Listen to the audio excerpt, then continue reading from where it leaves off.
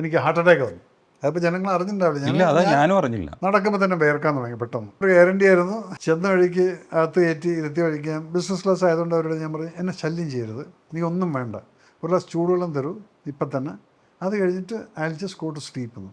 ഇറങ്ങുമ്പോഴാണ് പിന്നെ ഞാൻ അറിയുന്നത്, ടെസ്റ്റ് ഡൗൺ ചെയ്യുമ്പോൾ കൊച്ചിയിലെത്തിയപ്പോഴാണ്.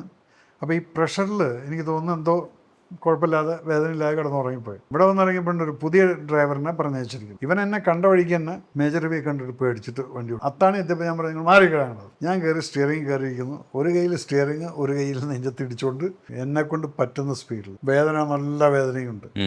അവിടെ എത്തിയപ്പോൾ നമ്മുടെ അമ്പിളിച്ചേട്ടൻ വരുന്ന പോലെ ഞാനത് കിടക്കും ഇപ്പം ശവമാവും നിലവിളി ശബ്ദയോട് ഒന്നും പറഞ്ഞിട്ടുണ്ട്. വണ്ടിയോടെ സ്ട്രെച്ചർ എല്ലാം റെഡിയാക്കിയിട്ട് അവർ നിർത്തിയിട്ടുണ്ട്. വണ്ടിയോടെ ചവിട്ടിയോടെ നിർത്തി ചാടി ഇറങ്ങി അതിന് മുകളിൽ കിടന്നത്. ഇനി ഞങ്ങളുടെ പാടായി. കാലത്ത് തന്നെ ആൻജിയോഗ്രാമിന് കയറ്റി.